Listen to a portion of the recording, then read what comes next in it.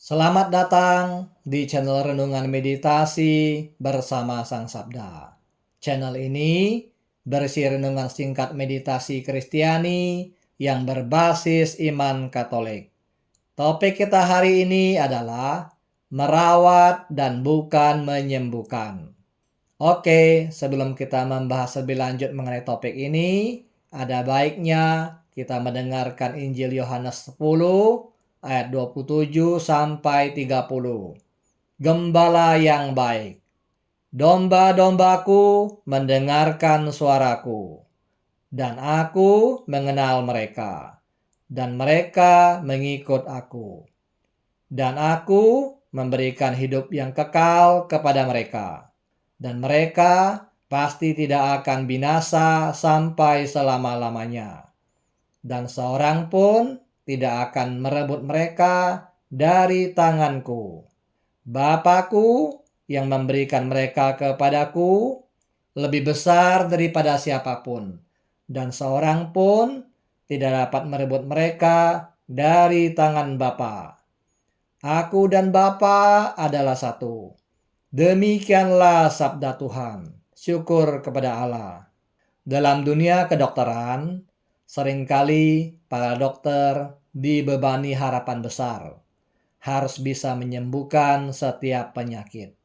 Padahal, anggapan bahwa dokter selalu berhasil jika mampu menyembuhkan justru bisa menjadi beban yang berat.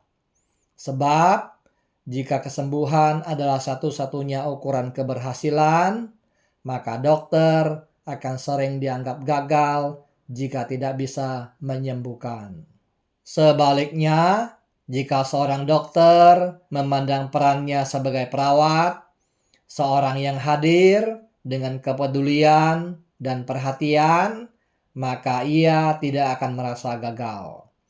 Karena setiap pasien yang dirawat dengan penuh perhatian, kemungkinan besar pasien tersebut dapat tertolong.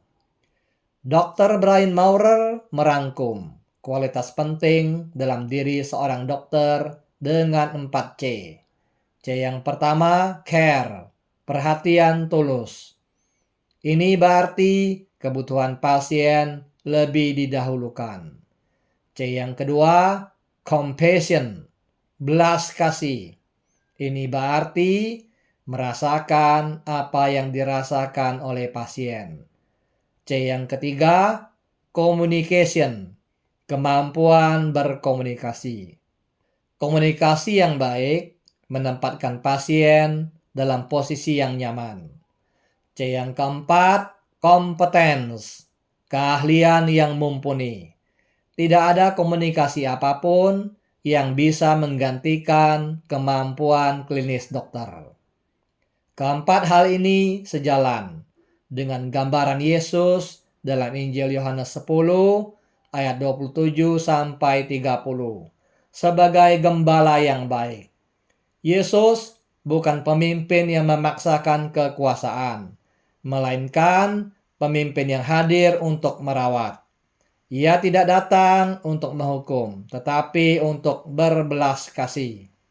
Ia sabar menjelaskan ajarannya, bahkan menyediakan waktu khusus untuk murid-muridnya. Ia memperhatikan dunia, namun tidak menghapus semua penderitaan begitu saja. Sebagai pengikutnya, kita pun dipanggil untuk menjadi seperti Yesus, gembala yang lembut, bukan penyelesai semua masalah.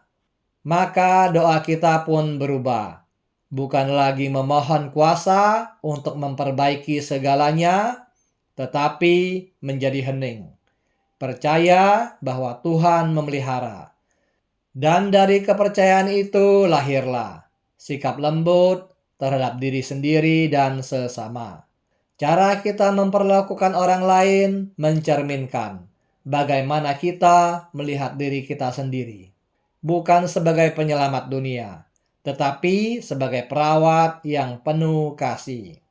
Berdasarkan ulasan tadi, apa yang kita rawat dalam meditasi? Yang kita rawat dalam meditasi adalah sikap batin kita sendiri. Khususnya, 1. Kepekaan terhadap sesama. Seperti Yesus, kita belajar melihat penderitaan dan kebutuhan orang lain bukan untuk menyelesaikan, tapi untuk hadir dengan penuh perhatian. Kedua, belas kasih dalam keheningan. Kita tidak datang kepada Tuhan untuk menuntut kekuatan memperbaiki segalanya, tetapi untuk hadir secara lembut, mempercayakan hidup kita dan hidup orang lain ke dalam pemeliharaannya. Ketiga, lemah lembut terhadap diri sendiri. Kita belajar bahwa kita bukan penyelamat dunia. Dalam meditasi, kita berhenti menuntut kesempurnaan dan mulai merawat batin kita, kelemahan, serta keterbatasan kita dengan belas kasih. Keempat, kehadiran tanpa syarat. Kita belajar untuk hadir bagi orang lain. Seperti dokter yang merawat, bukan menyembuhkan. Seperti gembala yang menjaga, bukan menguasai. Jadi, dalam meditasi, kita merawat hati yang penuh perhatian, belas kasih, dan keheningan yang penuh penerimaan. Bukan hati yang gelisah karena ingin mengontrol atau menyelamatkan segalanya. Untuk memulai meditasi, duduklah diam dengan punggung tegak, duduk santai, tetapi sadar penuh. Tutuplah mata Anda perlahan-lahan dan ucapkanlah dalam hati kata doa yang diajarkan oleh Pater John Main OSB, Maranatha.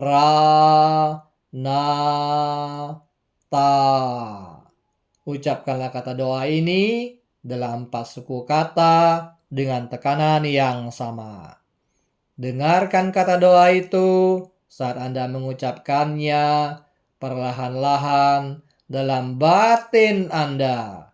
Jangan memikirkan atau membayangkan sesuatu yang bersifat rohani ataupun yang lain. Bila muncul pikiran dan imajinasi selama bermeditasi, janganlah Anda tanggapi. Biarkanlah semuanya berlalu.